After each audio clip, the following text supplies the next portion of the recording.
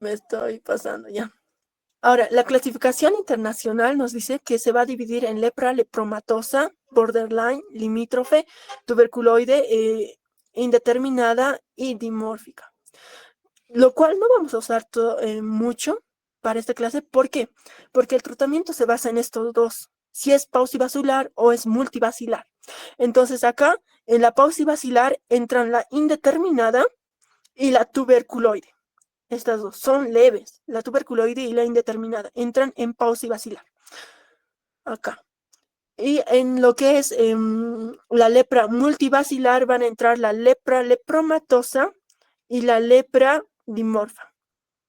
Entonces son más graves, son contagiosas la lepra lepromatosa, ¿ya?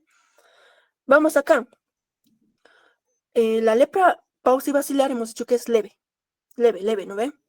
Entonces, ¿cuántos fármacos le darás a este paciente con leve? Hemos dicho que solo 2. ¿Qué fármacos? Dapsona y rifampicina. Dapsona y rifampicina. Y en la lepra multibasilar darás los 3. Dapsona, rifampicina y clofamicina. ¿Ya? Clofamicina. Das los 3. Ahora, ¿qué te dice que en la dapsona, digo que en la lepra pausibasilar, como tiene poca carga basilar, las lesiones son muy mínimas, ¿ya? Incluso 5 lesiones, menor a 5 lesiones vas a ver, hiperpigmentadas y eritematosas, ¿ya? La distribución es asimétrica. Y otro factor que se ve en lepra es que tienen pérdida de la sensibilidad, tienen neuropatías los pacientes. Entonces, como es pausibasilar, es leve, va a haber pérdida, pero no tanto, ¿ya? Entonces, no mucho. Va a haber daño neural solo de un tronco del nervio. Como hemos dicho, se divide, puede ser lepra indeterminada y lepra tuberculoide. A diferencia de la lepra multibasilar. La lepra multibasilar tiene más bacilos, alta carga basilar. Entonces, se ha diseminado más. Entonces, habrán más de 5 lesiones. ¿Ya? Va a haber una pérdida de sensibilidad y va a ser simétrico. O sea que en esta manito pierde la sensibilidad. Digámosle, con la punta de la aguja Roma, le dices, ¿sientes? O si siente calor y siente frío y no siente, ¿ya? Entonces pierde la sensibilidad del paciente y es en ambas manitos, ¿ya? Eso en cuanto a la multibasilar. Esto no creo que lo vean en su clase, pero les va a servir para el futuro, ¿ya? Ahora, hemos dicho que se puede dividir en la dimórfica y en la lepra lepromatosa. Y estas dos son, ¿qué son? Contagiosas, ¿ya? Entonces ahí ven, ustedes ven. Y les voy a pasar las diapositivas también, para que ustedes lo vean. Y hay que tener cuidado. Ya. Ahora sí. Acá ustedes van a ver el tratamiento. Y vemos acá. Hemos dicho que en la lepra paucivacilar vamos a dar solo 2 fármacos, que son dapsona y rifampicina. Dapsona y rifampicina. Y tenemos acá las dosis. Les dejé acá arriba las dosis para que se ubiquen. De la dapsona hasta 100 miligramos, de la rifampicina máximo 600 miligramos y de la clofamicina de 50 a 100 miligramos, ¿ya? Entonces ustedes van a revisar estos cuadritos. Ahí se los dejo para que lo revisen, ¿ya? No es difícil. Ustedes van a ver 1 miligramo, máximo 100 miligramos, 20 miligramos, 600 miligramos como máximo. ¿En qué? 12 meses, todos los días, 12 meses. ¿En qué? En niños, ¿ya? Esto según la NHDP. Y según la OMS te da estas dosis. Y entonces tú ya puedes tratar al paciente. Y aquí te dejo las dosis del adulto. Entonces, para que no nos extendamos tanto, vámonos con antituberculosos, ¿ya? ¿Alguna duda de lepra? Ay, me mareé. ¿Alguna duda de lepra? Esto es lo que les van a preguntar, chicos. Esto, y esto es para que ustedes ya sepan, para que ya lo integren, ¿ya? Ahora, en tuberculosis. En tuberculosis, vamos a ver que igual es otra enfermedad infectocontagiosa. ¿A qué me refiero con infectocontagiosa? Que tú tienes la enfermedad, me puedes contagiar a mí. O si yo tengo la enfermedad, te puedo contagiar a ti, ¿ya? ¿Es causada por quién? Por Mycobacterium tuberculosis. Muy bien. Con afección pulmonar o sistémica. ¿Ya? ¿Pero por qué? ¿Ya? Generalmente se da a nivel pulmonar, ¿no? Se da a nivel pulmonar. en la mayoría de los casos, porque tú y yo tenemos la vacuna, entonces la vacuna nos protege de los casos graves de tuberculosis, porque los casos graves de tuberculosis son casos sistémicos. Entonces, paciente que no tiene la pentavalente ya, es muy probable que desarrolle tuberculosis grave, tuberculosis extrapulmonar. Hay N formas de tuberculosis, chicos, N formas de tuberculosis en pacientes que no han recibido la vacuna, ¿ya? Acá tenemos una radiografía de la tuberculosis que se ve en los pulmones. No sé si ustedes ya han avanzado a esto y si no, bien, ya, acá podemos ver a Mycobacterium o un complejo, el complejo de Ghon se le llama, ¿ya? Y ahí está encerrado el Mycobacterium. Entonces, nuestro cuerpo, cuando está cuando no está inmunodeficiente, o sea, cuando está inmunocompetente, discúlpenme, cuando está inmunocompetente, es capaz de encerrar al tuberculosis en un foco, el foco de Ghon, que tiene acá células de Langhans, que son células multinucleadas porque muchos macrófagos se han unido y han formado un complejo así, y ahí está. Entonces lo encierra. Y cuando tú te inmunosuprimes, ¿qué hace? Mycobacterium se comienza a replicar y comienza a salir de este complejo. Y ya comienza a infectar a todos lados, ¿ya? ¿Por qué se da más que todo a nivel apical? Y siempre se da ahí, se da en una segunda infección, ¿ya? ¿Por qué? Porque el parásito, digo, la bacteria es aerobio estricto. Entonces, tú te tienes que acordar esto para tu vida. A nivel pulmonar, acá abajo hay menos aire. Y mientras más subes, hay más aire. Acá en la área 1 de West hay más aire. Entonces, como es aerobio estricto, necesita aire para crecer Mycobacterium. Y sube hasta arriba. Y por eso se ve en los ápices, en el ápice pulmonar. ¿Ya? Se tiñe con la tinción de Ciel-Nielsen. Y ahí está, ahí lo tienen. Ahora, ¿cuáles son los objetivos que tenemos al tratar al paciente con tuberculosis? Bueno, tenemos que eliminar los bacilos para evitar que el paciente siga diseminando la enfermedad y para que no sea ya una forma grave de tuberculosis, porque los pacientes después se inmunodeprimen. Incluso es muy frecuente encontrar pacientes con tuberculosis y con VIH, tuberculosis y sarcoma de Kaposi, que es el virus Epstein-Barr tipo 8, ¿ya? Es muy frecuente, ¿ya? Entonces, TB y VIH, igual lo van a ver de aquí a un tiempo, ¿ya?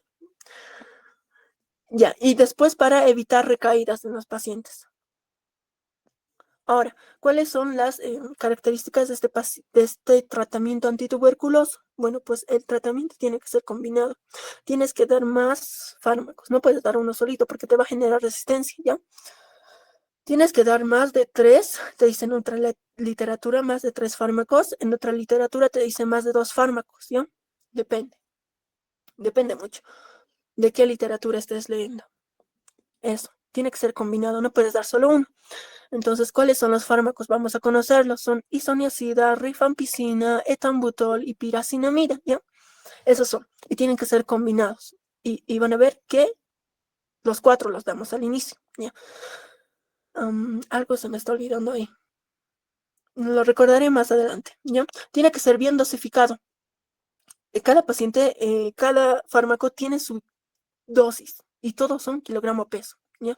Entonces vamos a ir con las dosis. Así. Tenemos un memotécnico acá, ¿ves? Eso se me estaba olvidando. Hay un memotécnico para recordar a los fármacos antituberculosis. Antituberculosos. ¿Quién sabe qué es ese memotécnico? ¿Quién sabe? ¿Quién sabe? Exacto, es RIPE. Es RIPE, ¿ya? Es rifampicina, isoniazida, piracinamida y etambutol. Es pregunta de examen, chicos. Cuando vayan ustedes a sus rotaciones, les van a decir, ya, ¿cuáles son los fármacos antituberculosos?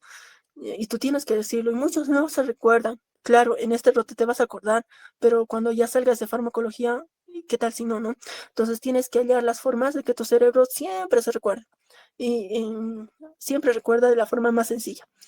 RIPE, rifampicina, isoniazida, piracinamida y etambutol. Y ahora para las dosis, chicos, porque tiene que ser bien dosificado. Entonces, para las dosis tenemos otra memotecnia, que es, ¿quién sabe? Ya, muy bien. Iré al pulmón. Iré al pulmón. Ya, nos vamos a comer ya.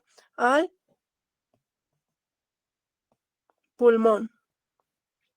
ya, iré al pulmón. Esa es la memotécnica, el memotecnio, ¿ya?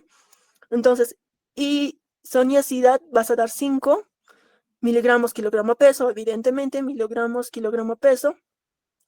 Etambutol vas a dar 10. Y les cuento que he fallado en esta pregunta. ¿Ya? Sí, me ha dolido en el alma. ¿Ya? Etambutol vas a dar 15. Y piracinamida vas a dar 25. Entonces vas de 5 en 5 y te saltas 5, ¿ya? 5, 10, 15, 25. Iré al pulmón. Isoniazida 5, rifampicina 10, etambutol 15 y piracinamida 25, ¿ya? Son preguntas de examen. Tiene que estar bien dosificado, kilogramo, peso. Tiene que ser continuado. Tienes que darle todos los días, pero absolutamente todos los días, de lunes a sábado. Todos los días. Y si no viene el paciente y ya es 3 de la tarde y tu centro solo atiendes a las 4, hay que ir a buscarle al paciente hasta su casa. ¿Sí? Porque es lo que el personal de salud hace. Ahora, tiene que ser prolongado, es otra característica. Generalmente es 6 meses en un paciente sensible, en un paciente con tuberculosis sensible, ¿ya? 6 meses, tiene que ser prolongado. Y otra característica es DOT, directamente observado. Ya, mejor si te lo anotas. Directamente observado. DOT.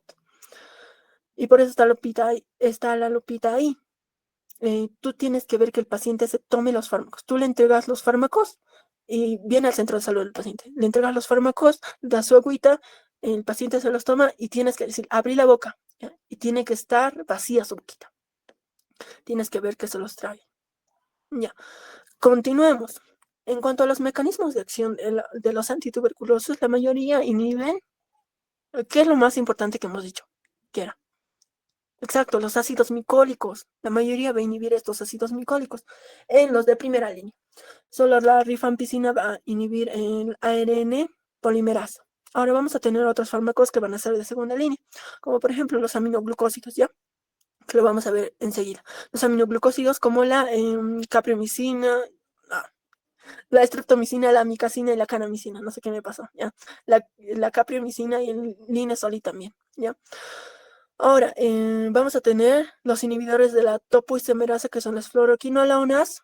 Aquí está, y lo vamos a explicar acá, de una manera más relajada y más tranquila. Bien, vamos allá.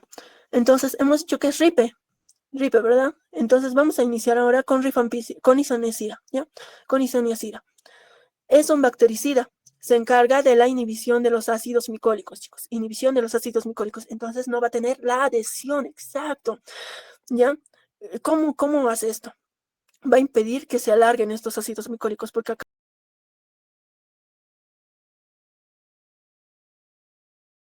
se impide la alargación. Este fármaco, cuando tú lo introduces por vía oral, está como un profármaco. Entonces es un fármaco que no es... ¿Qué es un profármaco, chicos? Que no es activo, ¿verdad? Entonces entra a la célula reticular endotelial. Ahí está la célula reticular endotelial, un macrófago. Ya. Acá está el Mycobacterium tuberculosis. Entonces ingresa esta Mycobacterium tuberculosis. ¿Y qué hace después? Y se va a transformar en activo. Pero gracias a qué? A una enzima que es la CATG, ya, una enzima, ya. ¿Y cómo genera esta resistencia? Igual que la rifampicina. Mutas CATG, el fármaco se va a quedar profármaco, ya no se va a activar. Entonces ya no va a inhibir la síntesis, ya no va a inhibir la síntesis de ácidos micólicos. Los ácidos micólicos siguen formándose. De esa manera genera resistencia isoniazida, ¿ya? No te olvides de estos mecanismos de resistencia. Entonces, ¿cuáles son las características de isoniazida? Se administra por vía oral. ¿Con qué? Sin alimentos. Otro fármaco que se administra sin alimentos es rifampicina. ¿Ya? Los dos se administran sin alimentos. Entonces, ¿cuáles serán una de las características, chicos? Es que todos los fármacos se tienen que administrar en conjunto. Todos los fármacos se tienen que administrar en conjunto. Entonces, si dos de los fármacos que se administran son sin alimentos y dos sí puedes darlos con alimentos, mejor dales sin alimentos todos, ¿ya? Porque todos se van a administrar juntos. Ahora, continuando. Ya me cansé, muchachos.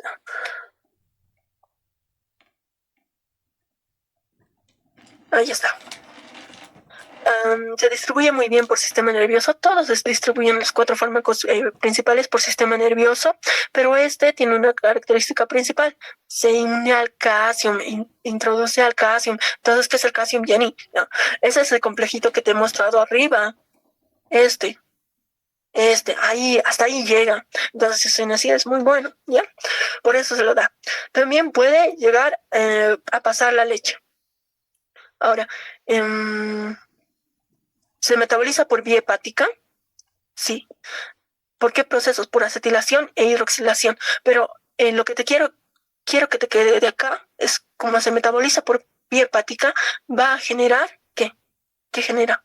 ¿Alguien sabe? Ya, es un inhibidor enzimático. Va a generar inhibición de las enzimas. Entonces es un inhibidor enzimático de las CYP450, ¿ya? Entonces, como inhibe estas enzimas, este fármaco viene y no se va a metabolizar, ¿ya? No se metaboliza porque no hay estas enzimas. Y estos fármacos se van a elevar y pueden causar toxicidad. Entonces, ¿qué fármacos son? Antiepilépticos, warfarina, primidona, teofilina, ¿ya? Entonces, en el caso de la warfarina es muy, muy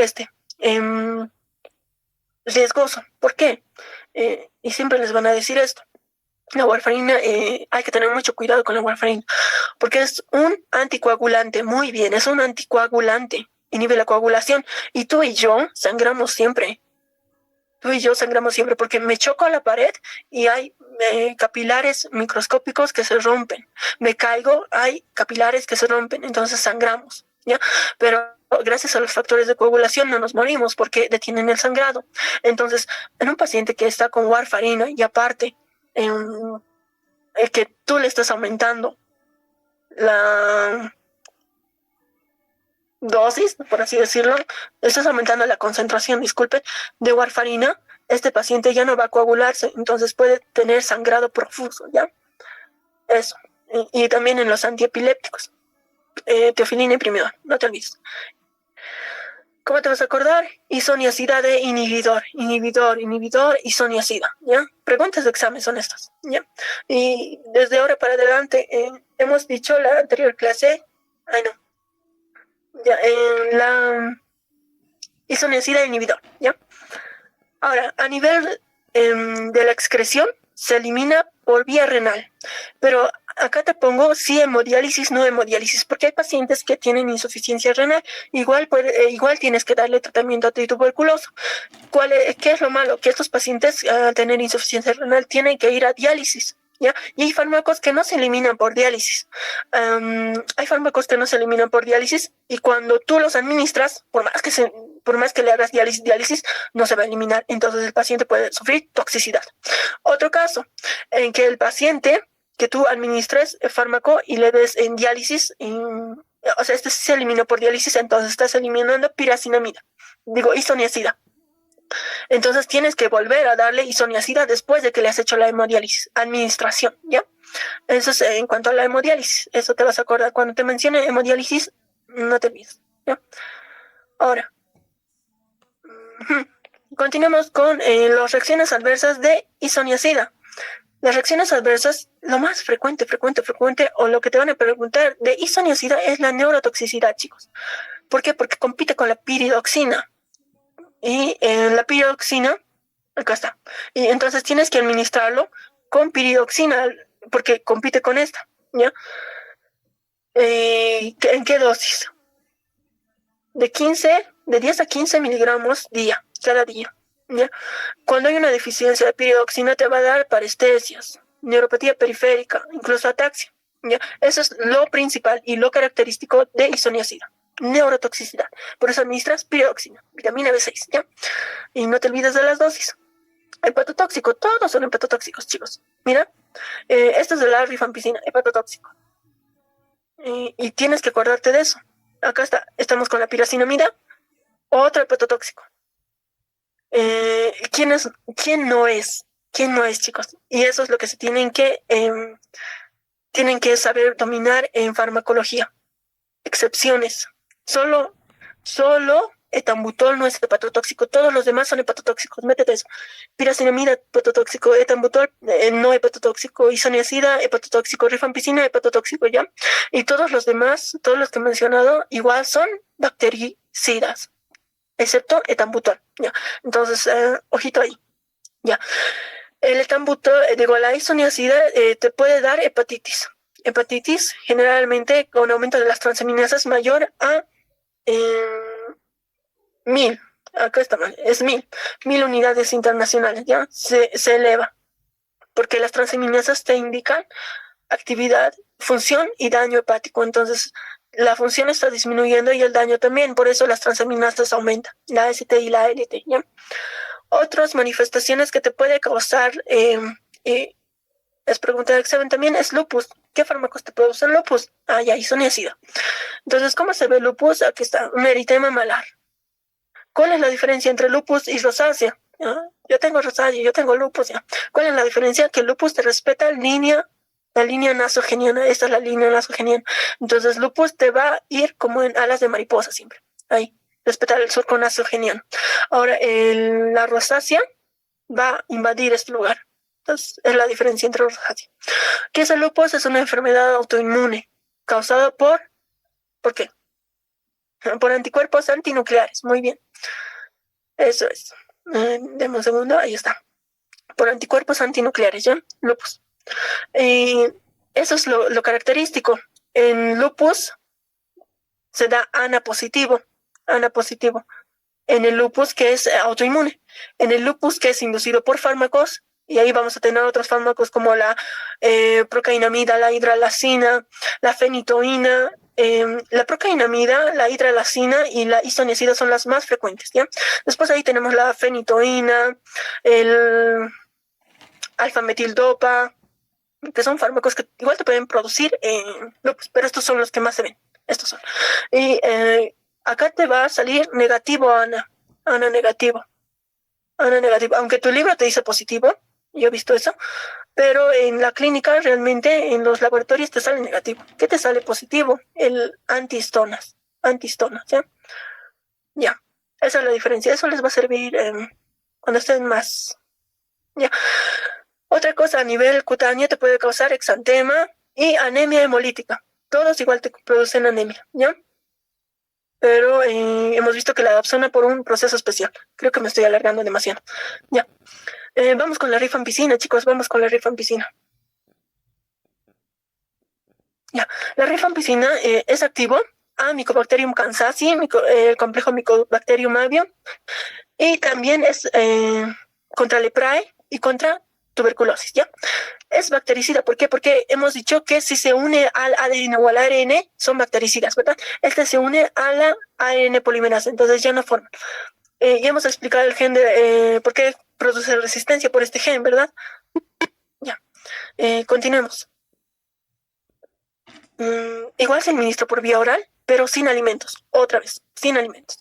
Tiene una buena distribución y sobre todo en pulmón, al igual que la piracinamida. Sí puede atravesar líquido cefalorraquídeo y algo tal vez un poco de complicación podría ser que se une a un 80% a las proteínas, entonces desplaza otras elementos que nosotros tenemos en nuestro cuerpo, por ejemplo las bilirrubinas, ¿ya? Entonces te pueden causar un poco de ictericia y peor aún con lo que aumentan el daño hepático, peor aún, ¿ya? Ahora, se metaboliza por vía hepática y se autoinduce. ¿Por qué se autoinduce? Porque si la isoniazida era un inhibidor, la rifampicina es un inductor. Muy bien, la rifampicina es un inductor. Estas son preguntas de examen. Esto creo que les entró en el primer parcial, ¿verdad? La rifampicina es un inductor, chicos. Entonces, ¿con quién no puedes dar? Con anticonceptivos orales. ¿Por qué? Porque a diferencia de este inhibidor, que ya no se va a metabolizar, acá pasa lo contrario. Se metaboliza muy rápido. Digamos, acá tú tomaste tu anticonceptivo y estás tomando rifampicina y el fármaco sale muy rápido. Se metaboliza y no cumple el efecto. Entonces, en los anticonceptivos, ¿qué hay? Embarazo. ¿Ya? Embarazo. Ya. Ahora sí. Continuamos.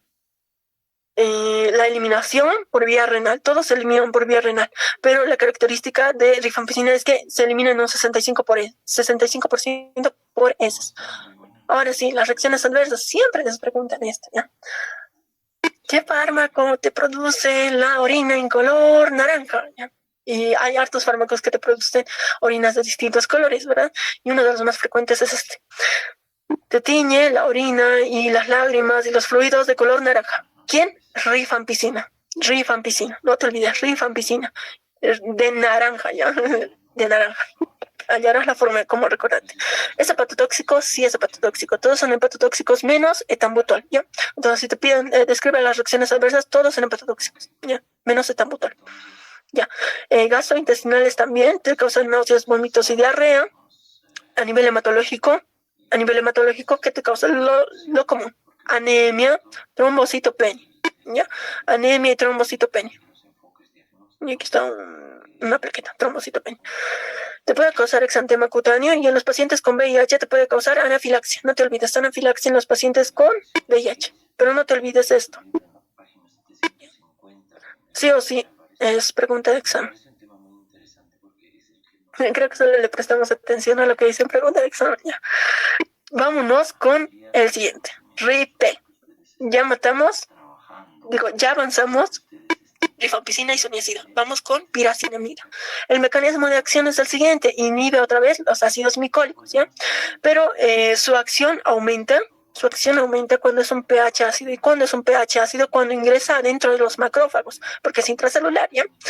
Su resistencia se da gracias a la mutación del gen PNCA.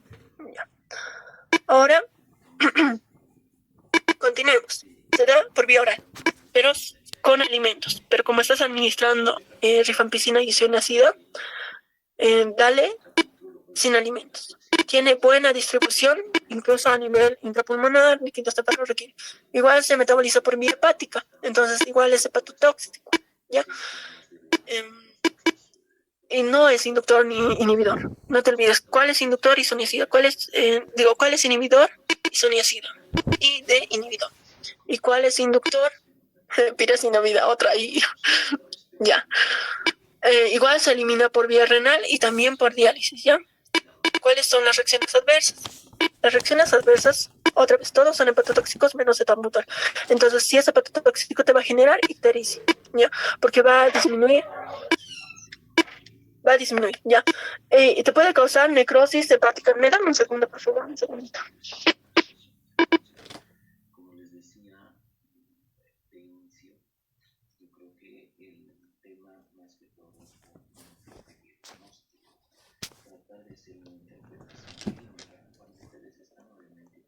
Ahora sí, continuemos. Te puede dar necrosis hepática. Por la hepatotoxicidad te da ictericia y necrosis hepática. ¿Cuándo es peor? Cuando se administra solo con rifampicina. En casos de que, hay experimentos, ¿verdad? Que dicen, ¿y qué tal si le administro piracinamida y rifampicina? Bueno, pues te puede causar necrosis hepática. Y como administras tú, o sea, como administramos cuatro medicamentos en 2 meses, ¿por qué no me da? Porque tú estás administrando isoniazida más y etambutol. Entonces estás disminuyendo esa toxicidad, ¿ya? Pero solo así esos dos sí te pueden causar necrosis. Ahora, te causa hiperuricemia y esto es lo más fundamental en este fármaco. Hiperuricemia. ¿Ya? Te lo voy a marcar así. Y lo voy a borrar todo después ya porque se ve bien feo rayado.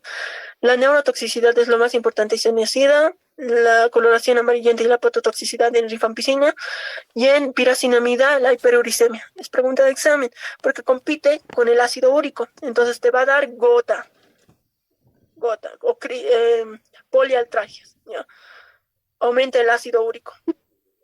Entonces el ácido úrico no puede salir y ¿dónde va? Se va a ir al dedito gordito del pie. Ahí está. ¿Ya? Gota. ¿Te puede causar fotosensibilidad? Sí. A nivel hematológico, otra vez,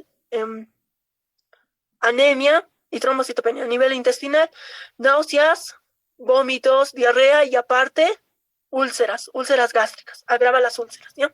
Vámonos con etambutol y ya vamos a terminar de aquí unos 10 minutos más, ¿ya? No se me estresen. Ya. Bien, vamos allí. Etambutol es el único bacteriostático. Todos los demás de primera línea son bactericidas. También actúa sobre Mycobacterium bovis y Kansasi. ¿Por qué es bacteriostático? Porque solo inhibe la formación de síntesis de arabinogalactano. Entonces, solo va a inhibir la estructura. Y ya tienes peptidoglucano ahí para soporte y estructura, entonces no afecta mucho, por eso es bacteriostático, ¿ya? Ahora, a nivel de la absorción es por absorción oral. No administras con hidróxidos de aluminio. ¿Por qué? Porque disminuye la absorción. Entonces, mejor sin alimentos. Se unen un 30% a las proteínas, su metabolismo es hepático, pero es muy mínimo, muy mínimo.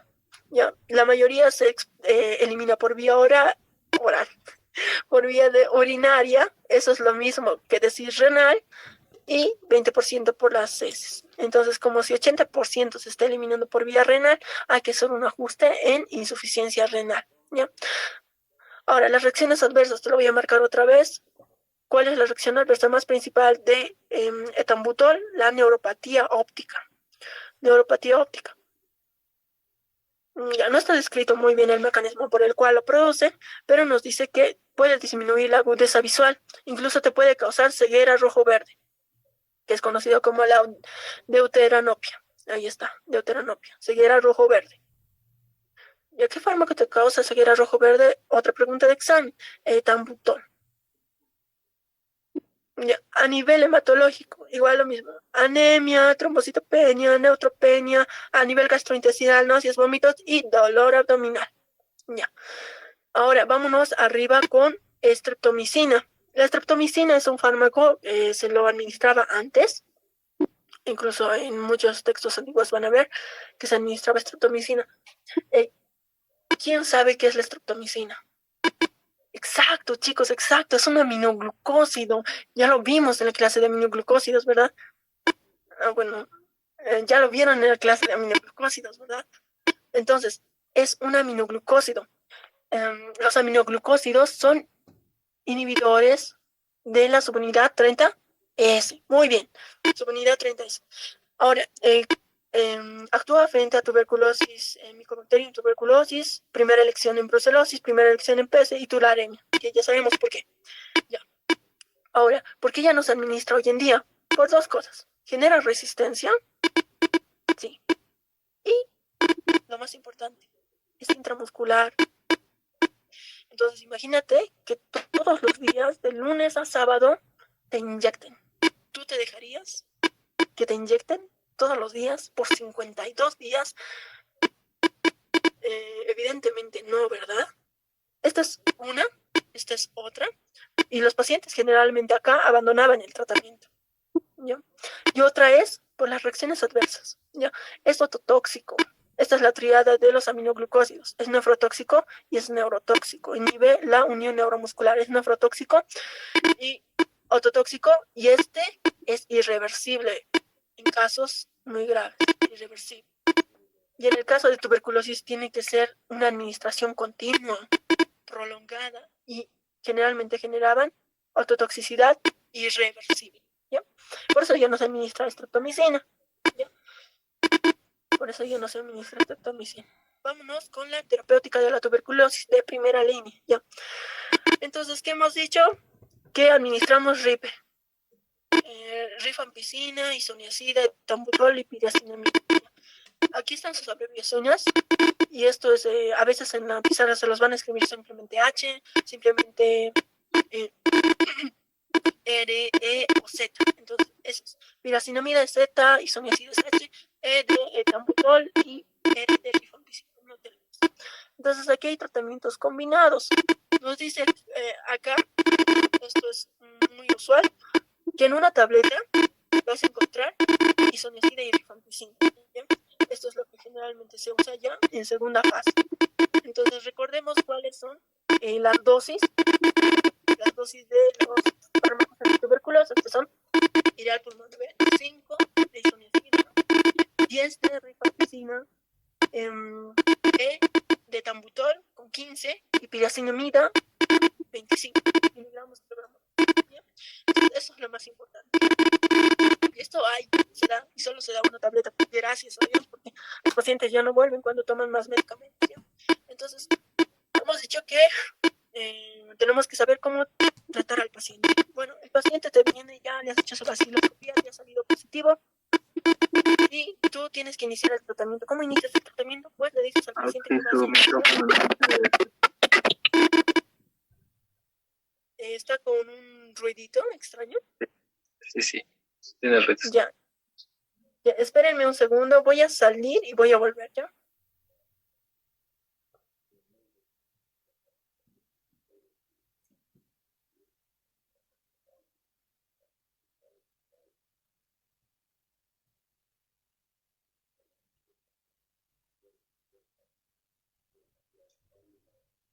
Ahora sí me pueden escuchar bien. ¿Desde qué parte está así?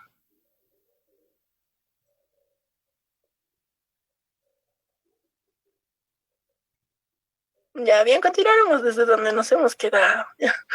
¿Dónde estaba? Acá estaba. Ya no se olviden de las dosis, ya ese memotécnico lo pueden encontrar en internet si ustedes quieren, pero tienen que hallar las formas de que su cerebro recuerde toda su vida eso, porque no vas a ser médico de, o sea, 2, 3 años, ¿no? Esto es toda la vida, toda la vida. Ya, continuemos. Entonces, ya está tu vaciloscopía positiva. Tú le dices al paciente que va a iniciar 4 meses, 4 meses, digo 2 meses con 4 fármacos. 2 meses con 4 fármacos.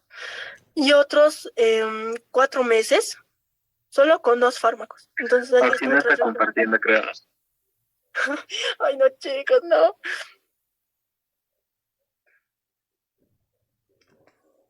Gracias, gracias. Mi primera chamba, no mentira, chicos. Ya, ahora sí. Entonces ya tenemos al paciente con su GeneXpert positivo. ¿Y qué hacemos? Su vaciloscopía positiva. Le explicamos, hay que explicarle al paciente. Tienes que venir todos los días, de lunes a sábado, y te vamos a dar 4 fármacos. ¿Qué 4 fármacos ya? Entonces van a ser los 4. El RIP, rifampicina, isoniazida, piracinamida y etambutol. Ya, no te olvides. Los 4 fármacos por 2 meses. Y esto equivaldría a 52 dosis, de lunes a sábado, sin descanso. Sin descanso. Hay feriado, tiene que llevarse las pastillas. ¿Ya? No viene el paciente, tienes que ir a buscar al paciente. ¿Ya? De extremos casos con tuberculosis. ¿Ya? Y vamos a tener una fase de continuación que nos dice que es de 4 meses, pero ahí solo le vas a dar 2 fármacos. Hasta acá ya se supone que la vaciloscopía te tendría que salir negativo. En total, después ya va a ser, después de los 4 meses, 104 dosis. ¿Ya? En total le vas a dar 156 dosis, 156 días de tratamiento. ¿Ya? Ahora, ¿en qué pacientes está indicado este tratamiento? En pacientes nuevos, ¿ya? En pacientes que tengan un GeneXpert sensible, porque le vas a mandar un GeneXpert y vas a ver, y te va a aparecer acá, sensible a rifampicina, isoniazida, piracinamida y etambutol. En caso de que te salgan resistencias, ya aplicas la segunda línea, enseguida lo vamos a ver, ¿ya? Ahora, es diario, en una sola toma, todos los fármacos se tienen que tomar de una sola vez. No es que en la tarde voy a tomar rifampicina y en la mañana isoniazida, no. Todos de una toma. Tiene que ser directamente observado. Tú tienes que ver que se lo trague y de lunes a sábado, sin descanso. No hay ni feriados para el paciente, ¿ya? Ahora, los antituberculosos de segunda línea. Ay, no sé cómo sus cerebros estarán aguantando, chicos. Yo me habría fundido, ¿ya? Los antituberculosos de segunda línea. Vamos a tener a varias familias. Por ejemplo, acá tenemos a los aminoglucósidos, a las quinolonas, especialmente a las fluoroquinolonas. Vamos a tener a la etionamida, que es un análogo de la isoniazida, la cicloserina y la capriomicina, que son fármacos que se utilizan para segunda línea. ¿Ya? Pero vamos allá, vamos a cada uno. Esa parte no es muy larga, no sé cómo planeaban hacerlo los docentes, la verdad, porque ya. Dentro de los aminoglucósidos hemos dicho que son inhibidores de frente a ese, entonces son bacteriostáticos, ¿verdad? Sí, pero, este es el único que es bactericida. Son excepciones que tienen que aprender. Ahora, ese es el mecanismo de acción. Va a inhibir la síntesis de proteínas. ¿Cuáles son los fármacos que se utilizan? Son la amicacina y la canamicina, chicos. La amicacina y la canamicina. Acá antes se utilizaba la streptomicina, que ya no se utiliza. ¿Por qué? Porque ya hemos dicho que es tóxico, es nefrotóxico y es intramuscular, aparte de que genera resistencias. Entonces ya. Y Jenny, estos dos se administran por vía oral. No, chicos, también se administran por vía intramuscular. Y la canamicina, la amicacina, disculpen, la amicacina es un fármaco de reserva. Este fármaco, como es intramuscular, se lo administra como última dosis, último recurso, cuando ya ha hecho multidrogoresistencia, ¿ya? Multidrogoresistencia. No se lo administra frecuentemente. ¿Por qué? Porque dada las reacciones adversas, dada la administración, los pacientes no van a volver a menos que sea la última línea. Esa es la amicacina. ¿Ya? Ahora, ¿cuáles se usan más, chicos? ¿Cuáles se usan más? Son las fluoroquinolonas en segunda línea. ¿Quién se utiliza más? El levofloxacino. El levofloxacino. ¿Ya? Ese es el que más se utiliza como segunda línea. ¿Cuál es el mecanismo de acción de las fluoroquinolonas? Inhiben la adenegirasa, ¿ya? Y tienen mutación por el gen GYRA y GYRB. Pero yo no sé qué es la adenegirasa. Bueno, nuestro ADN está enrollado, ¿verdad? Está enrollado. Entonces, hay un fenómeno que es el del superenrollamiento. Entonces, imagínate como un audífono todo doblado, ¿sí? Todo. Eso ya no sirve. Entonces, el ADN girasa inhibe ese superenrollamiento. Mejor si los dibujo aquí. Este es tu ADN normal. Aquí está. Y este es un superenrollamiento así, así. Todo así. Entonces, este ADN girasa viene y corta esta parte y lo arregla. Entonces lo vuelve así. Eso es lo que hace el ADN girasa. Una vez que tú administras estas quinolonas, esta quinolona, inhibes a esta ADN girasa. Entonces ya no hay quien lo arregle al ADN y el superenrollamiento se da. Y ese material genético ya no sirve. ¿Ya? Entonces, ¿qué es la quinolona? ¿Un bactericida o un bacteriostético? Exacto, un bactericida. ¿Ya? Bactericida. ¿Quién se administra más? El levofloxacino, después el moxifloxacino. Ahora, estos se van a administrar por vía oral, también pueden administrarse por vía intravenosa. Su distribución es muy buena, ¿ya? Y en casos de pacientes que tengan problemas con rifampicina, isoniazida y piracinamida, que son hepatotóxicos, puedes dar estos fármacos porque son seguros en hepatópatas, ¿ya? Entonces, una de las indicaciones en hepatópatas, que son indicaciones especiales. Se elimina por vía renal, entonces tienes que ajustar las dosis. Sus mecanismos de acción adversa, sus reacciones adversas generalmente son neurológicos y gastrointestinales, que no son tan graves, náuseas, vómitos, diarrea, ya. No te olvides de eso, ¿ya? Ahora vamos con otros fármacos que son, los que más se usan son estos, ¿ya? Que eso se te quede claro. Y que eso se te quede claro, ¿ya? Ahora, otros fármacos que también los vemos, que son la etionamida. La etionamida también se administra por vía oral, es un análogo de la isoniazida. Entonces, la isoniazida, recuerda, ¿cuál era el mecanismo de acción? Inhibe la síntesis de ácidos micólicos. Entonces, la etionamida también inhibe la síntesis de ácidos micólicos. Muy bien.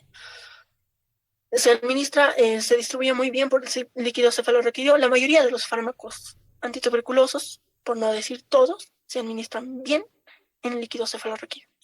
Y tienen metabolismo hepático, se eliminan por vía renal. Hay excepciones como el etambutol y la piracinamida, que también, la rifampicina, rifampicina y etambutol, que también se pueden eliminar por vía, por excreción de las heces. Muy bien.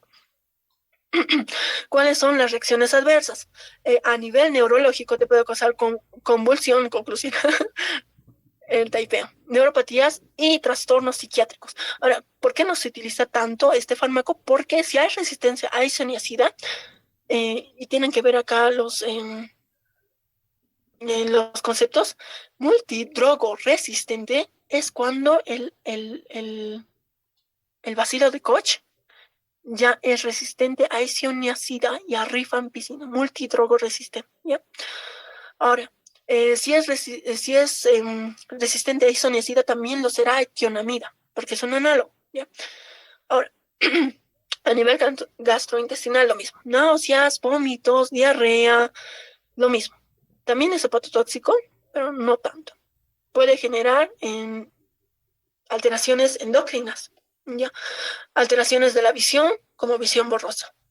Como ven, no es tan severo como los otros fármacos que hemos visto, pero si es resistente a SIDA, también lo será de tionamida.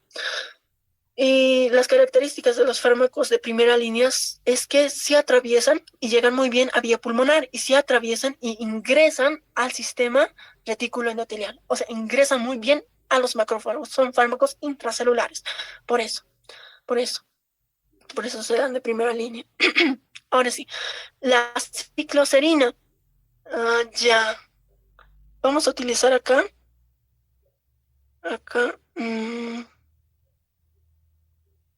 Lo que es esto. Solo por un momento. Acá está la formación del peptidoglicano, ¿verdad? La formación del peptidoglicano. Después de que actúa la fosfomicina, actúa la cicloserina, inhibe la ADL de ala, ¿ya? Entonces, igual que los betalactámicos y los inhibidores de la pared, igual inhibe la síntesis de pared. Pero Jenny, no tenía tanta pared, tenía una poquita de pared. Exacto. Ay, no, ¿qué es? Ahí está. Tenía poquita pared, entonces no es muy efectivo. ¿Ya? Bien, continuemos. Inhibe la síntesis de pared. Igual es bactericida, pero no como lo es en los gram positivos. Ahora, acá también se administra por vía oral. Por vía oral, no te olvides.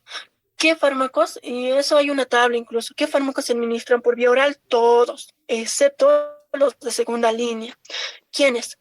Capriomicina y los aminoglucósidos. Son los únicos que se administran por intramuscular o intravenoso, ¿ya? Por vía parenteral. Todos los demás se administran por vía oral. Todos atraviesan muy bien líquido cefalorraquídeo, metabolismo hepático y excreción renal. No te olvides. A nivel de las reacciones adversas, convulsiones y nefropatías. No, hay que tener cuidado en nefrópatas, porque te puede aumentar el riesgo de insuficiencia renal. Ahora, otro fármaco que se administra ampliamente es la capriomicina. La capriomicina, ¿ya? Entonces, la capriomicina igual inhibe la síntesis de proteínas. No te especifica a qué nivel, pero se supone que igual a la 30 es, ¿ya?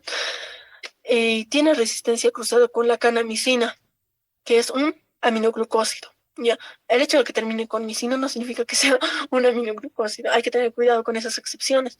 Pero no presenta reacción cruzada con la amicacina. Entonces, la amicacina estamos viendo que también, o sea, es un muy buen fármaco de reserva. Amicacina. ¿Ya? Ahora sí. Se administra por vía parenteral. ¿Quién más? Los aminoglucósidos. La reacción adversa es... Ay, ¿qué pasó ahí? La reacción adversa nos dice que es... ahí está. La misma de los aminoglucósidos. Entonces te va a producir, ¿qué te produce? Ototoxicidad, nefrotoxicidad y neurotoxicidad. Inhibición de la placa neuromuscular. ¿Ya? Y hay que tener igual, la mayoría de los de segunda línea, cuidado con nefrópatas. De los de primera línea, con hepatópatas. Y de los de segunda línea, con nefrópatas. Reglas generales. Ahora, la terapia nos dice que cuando ya hay una resistencia, tenemos que administrar canamicina, levofloxacino, etionamida, capriomicina, piracinamida y etambutol. Cuando es multidrogoresistente. ¿Qué hemos dicho? ¿Cuándo era multidrogoresistente, chicos? Cuando tiene resistencia a isoniazida y a rifampicina. Entonces tienes que administrar todos estos fármacos por 6 meses. Y ya no es de lunes a sábado, chicos. Es de lunes a domingo.